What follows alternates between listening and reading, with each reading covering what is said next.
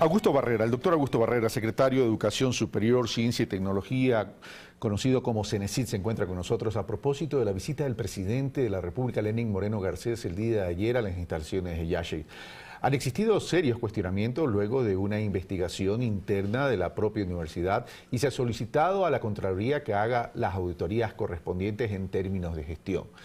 El señor secretario de la CENESID el día de ayer dijo: no vamos a perseguir, pero tampoco encubrir a nadie. Le pregunto, primero lo saludo, le doy la bienvenida a Augusto Barrera, y le pregunto, ¿cuál es la dimensión de esta expresión? No vamos a perseguir, pero tampoco a encubrir. ¿Se han encontrado irregularidades más allá de determinadas ineficiencias que se señalaron el día de ayer en términos de gestión? Muchas gracias, Carlos. Un saludo para todos. El día de ayer cumplimos una obligación que es lógica y legítima en cualquier administración que asume la responsabilidad. Y quiero comenzar enfatizando esto porque en la misma perspectiva de un horizonte de principios y programático, si tú o quien nos escucha mañana asume una responsabilidad, la elemental y legítima primera acción es saber exactamente de qué estamos hablando. Hemos tomado estos casi 3 meses en hacer algunas modificaciones. La primera fue, el presidente de la República nos encargó a Fander Falconi, ministro de Educación, y a mí como secretario de CENESID, enfrentar, diagnosticar, valorar exactamente la situación de Yaxey, precisamente porque se trata de un proyecto emblemático como país, como nación. Yaxey está hasta en la ley, está en la Ley de Educación Superior, la necesidad de desarrollar una universidad de esa naturaleza. Y lo que hemos hecho es modificar la estructura de la gerencia, que nos parecía lógica, y lo que hemos recibido el día de ayer, evidentemente nosotros ya con mucho más detalle a lo largo de estas semanas, pero ayer con el presidente, un detalle preciso de qué es lo que hemos encontrado. El día de ayer, en las palabras que tuve oportunidad de decir en el evento, yo enfaticé que en la intervención de ayer no tuvimos un solo adjetivo. Un solo adjetivo. No acusamos, no adjetivamos, no nos peleamos. Hemos hecho una información precisa y exacta de cada uno de los componentes. Pero la invención de las palabras de no perseguir, pero tampoco encubrir, deja entrever que habrían existido algún tipo de irregularidad. Por supuesto que sí. Y uno de los elementos de preocupación que hay es precisamente el informe que se plantea. En el directorio que ya tuvo Yaxey se planteó este informe y el directorio ha resuelto enviar la información a los organismos de control. Y digo esto porque ni la Secretaría, ni el Ejecutivo, ni la Presidencia, y la ciudadanía sabe perfectamente, vamos a sustituir a los organismos de control. No hacemos una palabra ni inculpatoria ni exculpatoria. ¿Qué es lo que hemos visto para ir al fondo del tema? ¿Qué han encontrado? En primer lugar, lo que quiero ser enfático es que el proyecto de vincular producción de conocimiento, investigación científica con el desarrollo del país, de su ciencia y tecnología, es fundamental. Yo creo que sobre eso no hay ninguna discusión.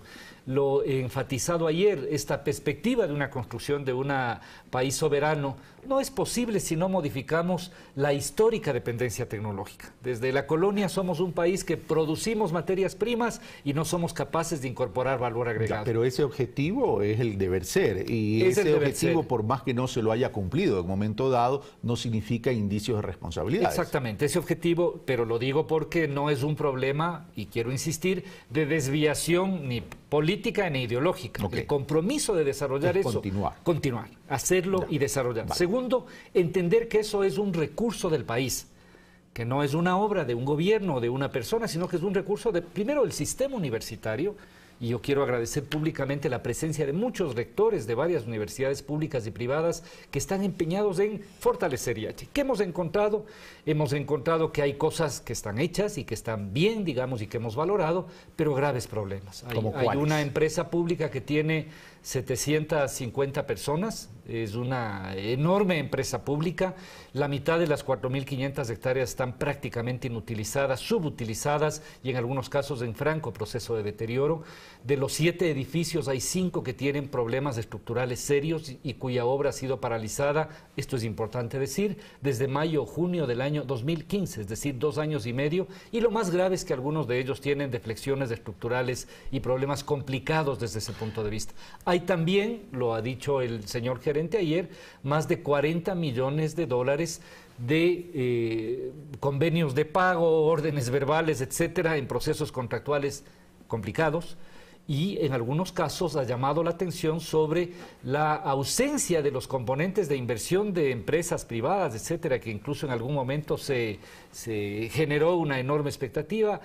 No hay 3.000 millones de ninguna gran empresa, no hay los 50 millones, hay cerca de 2 y pico de millones que son básicamente mobiliarios y algunas empresas de gestión. Comencemos entonces por el principio, en términos del tema de infraestructura y en términos de la subutilización del área. Llamó la atención una ejecución presupuestaria muy baja, del 8% en relación a un estimado del 50%. Héctor Rodríguez, el exgerente, en una rueda de prensa o en su comparecencia ante una comisión especializada en la Asamblea Nacional, dijo es que entre el 2015 y el 2016, producto de la crisis de los commodities, no hubo recursos y por tanto no pudimos avanzar. Lo mismo se hablaba en términos no solo de la ejecución presupuestaria, sino en términos de la inversión para poder optimizar el uso del suelo. Carlos, en la visión que nosotros tenemos del corazón del proyecto es la universidad. Definitivamente. Ya, esto no es claro en las decisiones que están tomadas, porque lo que es insólito, y es bueno que la ciudadanía sepa, es que de los aproximadamente 1.000 chicos que están ahora en Yachay, no hay aulas en la universidad. Sí, eso llamó la atención, 1.000 y pico de chicos con 11 aulas, eso me llamó la atención. Prestadas en algunos casos al Instituto Técnico y Tecnológico, cuyo sistema eléctrico no funciona, y los chicos tienen que ir a recibir en el CECAP de Ibarra. ¿Ya? Esta es la realidad. Hay que decir también que el edificio central, que es la gestión administrativa, el auditorio y las aulas de la universidad, está paralizado precisamente por estos problemas. Y sin embargo se hicieron otro tipo de cosas. Se hizo, por ejemplo, una cosa tan absurda, perdóname, que se hicieron edificios, este es el primer componente, sin tener los servicios básicos como agua potable y alcantarillado, sin tener vías. Las personas que fueron ayer vieron, porque esto no es un problema de interpretación, que no hay red vial. Y entonces tenemos un edificio, otro edificio, otro edificio, otro edificio, sin ninguna lógica de construcción de ciudad del conocimiento. Entonces es la ciudad más inteligente en la cual primero se hicieron los edificios y después los sistemas de estructuración. Ahora, pero ¿eso qué representa? ¿Es una falta una negligencia, fallas administrativas, falta de visión en términos de gestión, de modelo de gestión, o irregularidades de carácter de transgresión legal? No somos, Carlos, las personas que debemos establecer eso. Esto quiero insistir.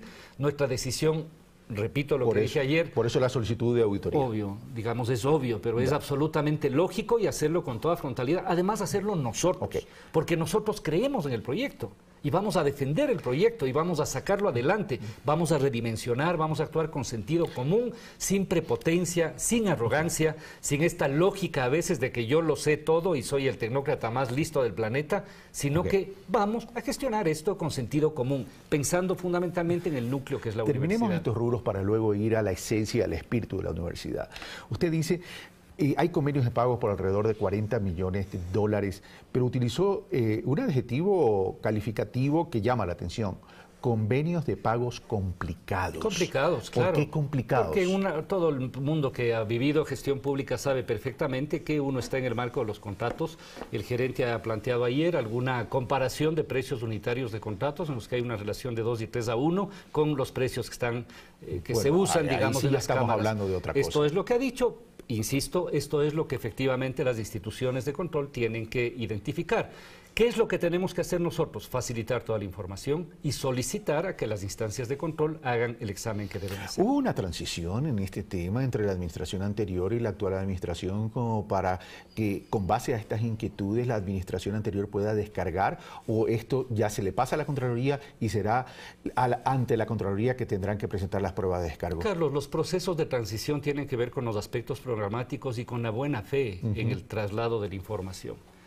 Esto es así, de tal manera que el proceso de transición no sirve para eludir situaciones de auditoría y de control. Esto no sirve para eso, el proceso de transición. Efectivamente, yo he ido una y muchas veces, he constatado directamente cuál es la problemática, he tenido alguna reunión, la verdad es que en esa reunión sí es atentatorio contra la inteligencia que a uno le digan que las deflexiones estructurales de los edificios porque hay mucho viento, ¿no? Yo he sido alcalde de esta ciudad, tengo bastante claro cuál es la situación del desarrollo de un proyecto de ciudad, de tal manera que evidentemente la responsabilidad de la gerencia es ser exhaustiva en lo que recibe. Un apoyo absoluto a un trabajo, insisto, técnico, a un trabajo de gerenciamiento que intenta sacar el proyecto adelante. Usted ha mencionado el tema de las inversiones, ¿no? Se hablaba de inversiones por 3.000 millones de dólares y dice no existen o no se ven por lo menos estas inversiones. No existen, es decir, una inversión de esa naturaleza que fue montada con bombos y platillos y con todo un despliegue mediático, resulta que no es así. Resulta que ese inversionista no apareció nunca más. ¿Hay cartas de compromiso de parte? Digamos, en algunos casos, básicamente cartas de arrendamiento. La verdad es que el giro realmente que hay ahí, los ingresos que tiene ahora Yachay, la nómina me parece que cuesta 13 millones de dólares y creo que los ingresos no llegan a 300.000, son básicamente arrendamiento. ¿Se nos vendió humo, señor secretario? No quiero tener ese calificativo, digamos, me parece complicado, de todas maneras que la enorme esperanza que el país debe tener pueda contrastar con esta realidad. Y yo comencé diciendo ayer, Carlos, que para mí ayer era un día doloroso. Esto quiero enfatizar, yo no me ufano, digamos, no quiero perseguir a nadie ni entrar en un debate conceptual de nadie, es un problema que tiene que resolver con los organismos de control. Lo que le compete a este gobierno es recuperar la esencia fundamental del proyecto y materializarlo y hacerlo con honradez. Vamos a eso y vamos a lo positivo. Dentro del rescate de la esencia del proyecto y del espíritu del proyecto, usted habló de que hay que articular la producción del conocimiento con el desarrollo, pero ¿cómo hacer que... ¿Cómo pasar de la teorización de esta intención y de este objetivo a la realidad? Porque esto no es cuestión de que exista tan solo una universidad, sino que exista una verdadera articulación, no solo con el plan de desarrollo, que se lo llama el plan del buen vivir, sino con todos los actores que están involucrados con el desarrollo, que no solo sector productivo, también son gobiernos autónomos descentralizados, por cierto. Entonces, ¿cuál es el viraje de esa visión? El viraje es el que estamos intentando imprimir en este momento. En primer lugar, cada componente del sistema universitario, y en este caso Yachay, las universidades emblemáticas y todas las universidades, deben ser pensadas como el sistema universitario, no una aislada. Yachay no puede ser la competencia de la Politécnica o de la San Francisco, debemos actuar en complementariedad, obvio. Y Yachay debe tener, digamos, un énfasis fundamentalmente en programas de investigación de posgrado y fundamentalmente de innovación. Esa es su fortaleza, es su razón de ser. No compite en este sentido con el resto del sistema, es complementario. Segundo, hay que incorporar y construir un verdadero ecosistema en donde esa producción de investigación y de conocimiento esté atada a la innovación y al desarrollo productivo. Esto no es un problema de edificios. Esto es un problema de gestión, es un problema de concertación del conjunto de sectores, es articular mejor con el sector privado, es articular mejor con los gobiernos locales, es articular mejor con las necesidades objetivas del desarrollo productivo. ¿Cómo asegurarnos que esa producción de conocimiento, esa irrigación de conocimiento llegue al micro, al pequeño y al mediano productor, sobre todo en la zona rural, donde es tremendamente estratégico para el desarrollo y la construcción de una economía no petrolera a futuro, considerando que ahí no hay grandes organizaciones, no hay grandes encadenamientos? Pero hay que trabajar ahí, es decir, hay que trabajar precisamente con esa agricultura, es uno de los objetivos. Absolutamente, con esa agricultura pequeña y mediana. A veces se tiene la idea de que la innovación es solamente el desarrollo de algún elemento de nanotecnología de punta. Sí, eso es muy importante, o el desarrollo, digamos, de sistemas informáticos, pero hay que innovar y mejorar los procesos productivos de la economía real. Digamos, el trabajo con los agricultores, el trabajo con los metalmecánicos. Por eso el concepto que estamos planteando es un concepto que liga, insisto, innovación, conocimiento a desarrollo productivo. Ahí, por ejemplo, la formación técnica y tecnológica es sumamente importante. Esos elementos pilares de un proyecto a largo plazo son elementos que profundizamos y desarrollamos. Lo que hemos hecho es poner en blanco y negro qué es lo que hemos encontrado y me parece que es completamente legítimo. Doctor Barrera, muchas gracias por estar con nosotros. Muchísimas gracias, Carlos. Nosotros hacemos una pausa, regresamos con el señor embajador Raúl Auzá, embajador de Cuba en el Ecuador, con quien vamos a hablar sobre la afectación que ha tenido Cuba luego del paso del huracán Irma, que por cierto, hasta en la denominación de los nombres de los huracanes estamos siendo bastante machistas en el mundo. Venimos de inmediato.